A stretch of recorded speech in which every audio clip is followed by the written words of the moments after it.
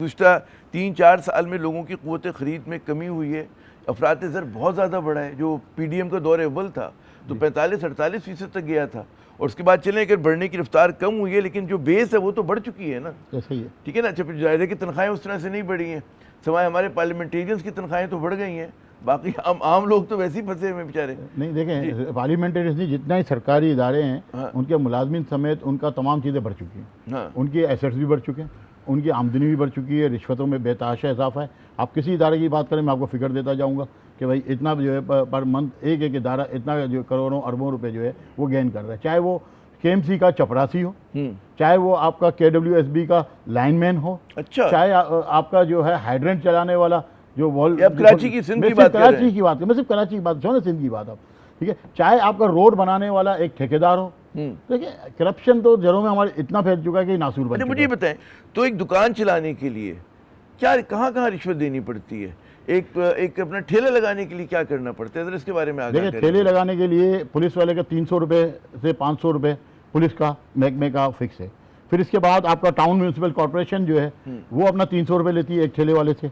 इसके बाद अगर आप आ जाएं तो ट्रैफिक पुलिस का अलग है, एक थाने की पुलिस अलग लेगी, ट्रैफिक पुलिस का रेट फिर अलग है। अच्छा, फिर अब आपके पास आ गए हैं इंक्रोचमेंट के इदारे, वो अलग लेते हैं। एक ठेला रोज का 1500 रुपये वो रिश्वत का देता है, 45,000 रुपये महाना। और अगर वो चाहे, मेरा हमेशा कहना हमेशा इनके साथ ये रहा है कि आप 25,000 रुपये महाना की दुकान आप ले लें रेंट पे, हाँ। तो चलाएं, लेकिन आप उधर आ जाएं, उधर सिविल डिफेंस का पैसे हमने अलग देने हैं।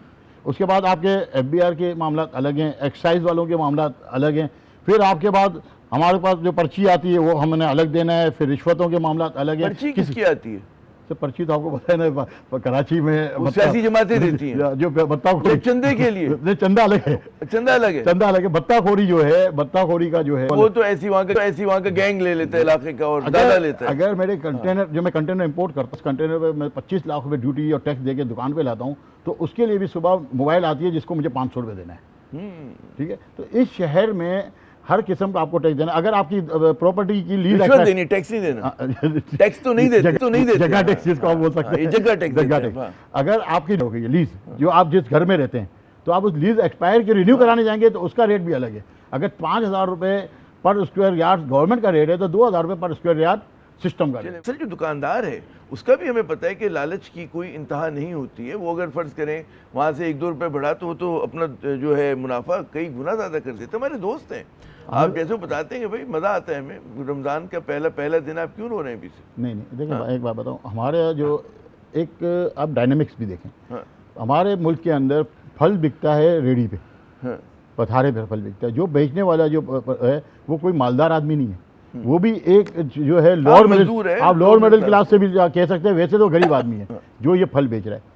पूरी दुनिया में अगर आप देखें, पूरी दुनिया में आप जो है जो तरक्की याफ्ता ममालिक है वहाँ भी चले जाएँ, सुबह फल का रेट और शाम के फल के रेट में, या सुबह सब्जी का रेट और शाम के रेट में बड़ा फ़र्क होता है, बहुत फ़र्क होता है। सुबह रेट वो ताज़ी सब्जी आती है उसका रेट ज़्यादा होता है, शाम को जब वो घर जा रहे होते हैं तो उसका रेट कट ऑफ कर देते हैं ताकि माल उसको बिक जाए और वो ख़राब ना हो। रेडी फरोश के पास स्टोरेज की कोई जगह नहीं है, बट जो आपका थोक फरोश है, जो आपकी सब्ज़ी मंडी है, वहाँ कोल्ड स्टोरेज है। दुनिया में कहीं भी सब्ज़ी और फल आपको कोल्ड स्टोरेज में रखने की इजाज़त ही नहीं है। हमारा तो सारा फल वहीं से, हमारा सारा फल वहाँ स्टोरेज होता है। अगर ये स्टोरेज नहीं हो तो हर गरीब आदमी के पास रीच जो है आसानी से हो सकती है।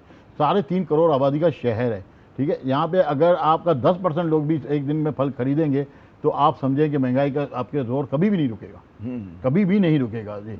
तो असल बात आज हुकूमत, अब मैं एक बात मिर्जा जी की जो बात है मैं इस पर भी आता हूँ हुकूमत की पर। एक हाजिम गंगोर ऐसा कुछ नाम का जो है असिस्टेंट कमिश्नर एक आया है आरामबाग में, बड़े मशहूर, आप देखें वो शख्स जब ऑपरेशन करता है आपके तजावजात कम कर रहा है, ख़त्म कर रहा है, ऑनेस्टी से वो काम कर रहा है। बाकी 6 डिस्ट्रिक्ट के आपको असिस्टेंट कमिश्नर रोड पे आपको नज़र आता है।